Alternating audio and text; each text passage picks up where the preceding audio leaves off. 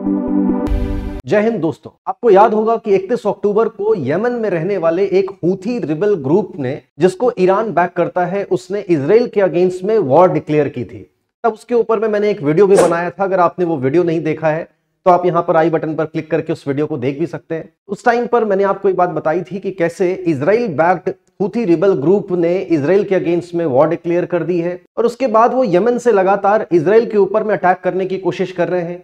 Israel कि जो भी शिप्स रेड सी के आसपास में मौजूद हैं या फिर इजराइल के समर्थन में आने वाली कोई शिप मौजूद है, उसके ऊपर में वो हमला करने का प्रयास कर रहे हैं।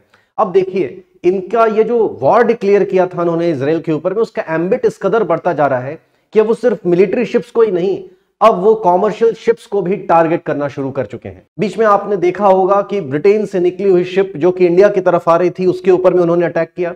उसके बाद अब वो लगातार कोई भी कॉमर्शियल शिप वहां पर पहुंच रही है उस रूट पर, तो वो उसको अटैक कर रहे हैं।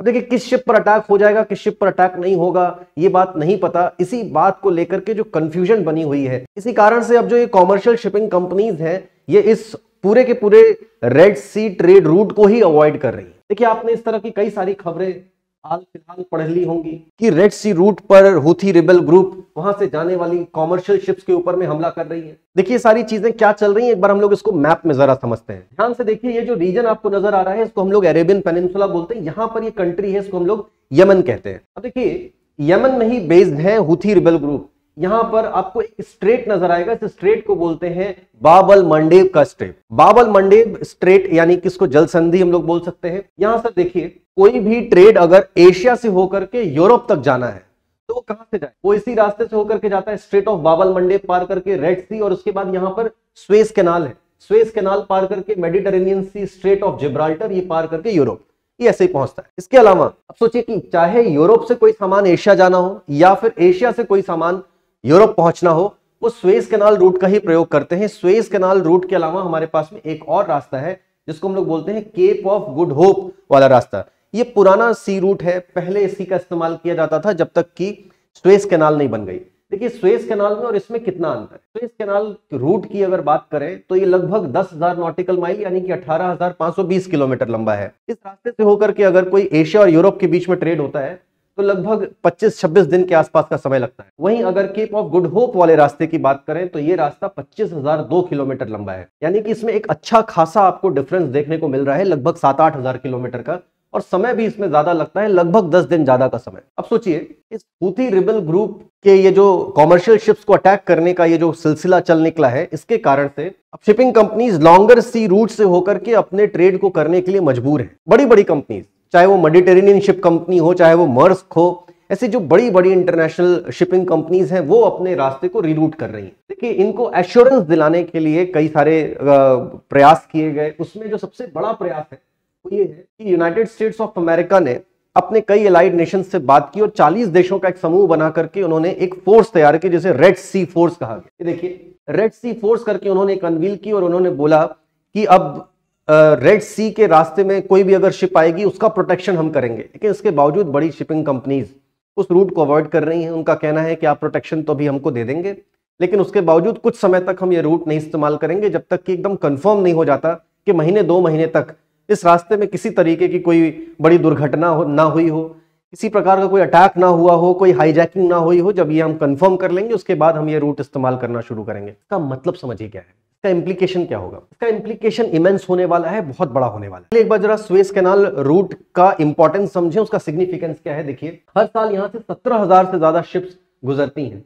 दुनिया का जो एनुअल ट्रेड है उसका लगभग 12% यहां से जाता है। जो टोटल वैल्यू ऑफ गुड्स जो यहां से ट्रांसपोर्ट होती है, उनकी वैल्यू आती है लगभग $1 ट्रिलियन। इतना बड़ा ट्रेड का वॉल्यूम इस एक पर्टिकुलर रूट से होकर के जाता है। इतना इंपॉर्टेंट है ये सी ट्रेड रूट। देखिए, इस रूट का इस्तेमाल करके सिर्फ यूरोप तक गुड्स की ही सप्लाई नहीं होती, कंज्यूमर गुड्स की, इसके अलावा इस रूट से होकर के ऑयल की सप्लाई भी होती है, LNG की सप्लाई होती है। अगर हम लोग सिर्फ इस 2023 के फर्स्ट हाफ की बात करें तो फर्स्ट हाफ में प्रतिदिन 9 मिलियन बैरल ऑयल का ट्रेड इस रूट से हुआ है यूरोप को। और देखिए, सिर्फ अब ये रूट प्रभावित होने के कारण एक लंबा रूट लिया जा रहा है, तो एक 10 दिन का ज्यादा समय लग रहा है, कॉस्ट भी ज्यादा आ रही है कंपनीज को। तो जो भी कंज्यूमर गुड अब यूरोप पहुंचेगा या फिर यूरोप से कोई होकर के गुड एशिया तक आएगा, तो वो सब ऑब्वियसली ज्यादा लंबा समय लगने के कारण, कॉस्ट ज्यादा लगने के कारण अब वो एंड प्रोडक्ट जो कंज्यूमर तक पहुंचता है वो महंगा हो जाएगा, कॉस्टली हो जाएगा।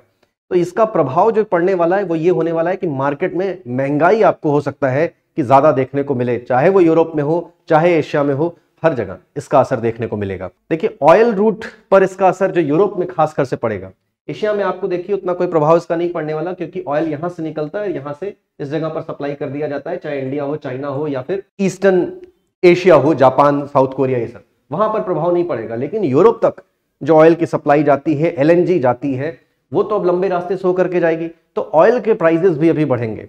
हालांकि देखिए प्राइस कैप करके वहां पर एक मैकेनिज्म लागू किया गया था, तो जनवरी तक उसका पालन किया जाएगा, उसके बाद से प्राइसेस बढ़ेंगे। तो फरवरी ऑनवर्ड्स आपको यूरोप में ऑयल प्राइसेस बढ़ते हुए नजर आएंगे, जिसके कारण बाकी के जो प्रोडक्ट्स हैं जिनका ट्रांसपोर्टेशन ऑयल का इस्तेमाल करके होता है, ऑब्वियसली वो सभी के सभी महंगे हो जाएंगे। इसके बारे में देखिए अभी हमारे देश के प्रधानमंत्री नरेंद्र मोदी जी ने इजराइल के प्राइम मिनिस्टर नेतन्याहू जी से बात की, और बात करके उन्होंने इसी बारे में बातें की। बाकी और चीजों के विषय में भी इनकी बात हुई, लेकिन इसमें जो सबसे प्रमुख था वो ये था कि मैरीटाइम ट्रैफिक की सुरक्षा को लेकर के इन्होंने बातें की कि देखिए इंडिया का एक बहुत बड़ा ट्रेड इसी रास्ते से होकर के जाता है। इंडिया भी आजकल मेक इन इंडिया पर काम कर रहा है, इंडिया भी आजकल ऑयल को रिफाइन करके रिफाइंड ऑयल प्रोडक्ट्स वो यूरोप में सप्लाई कर रहा है।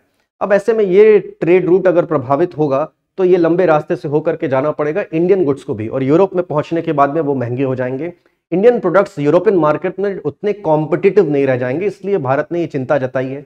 इसके अलावा देखिए बातचीत में इन्होंने और जो बातें की वो ये बात की कि इजराइल हमास जो वॉर चल रही है, इसमें पीस और स्टेबिलिटी को बढ़ावा देना चाहिए, दोनों तरफ डायलॉग्स को इंश्योर करना चाहिए। इसके अलावा ह्यूमैनिटेरियन असिस्टेंस की बातें की कि इंडिया की तरफ से जो ह्यूमैनिटेरियन एड इजराइल और पैलेस्टीन को जा रही है वो लगातार जारी रहेगी। अमेरिका के नेतृत्व में अभी ये जो रेड सी फोर्स बनाई गई है, जिसमें ये सारे तमाम देश आपको नजर आएंगे, जिसमें United Kingdom, Bahrain, Canada, France, Italy, Netherland, Norway, Seychelles, Spain जैसे तमाम सारे देश हैं। तो उम्मीद करते हैं कि इस रेड सी टास्क फोर्स बनने के बाद हो सकता है कि इस एरिया में, इस क्षेत्र में शांति व्यवस्था बहाल होगी, जो कॉमर्शियल शिप्स हैं उनकी सिक्योरिटी मजबूत होगी और ये रूट फिर से बहाल होगा और दुनिया में महंगाई का दौर ना आए तो ही बेहतर है।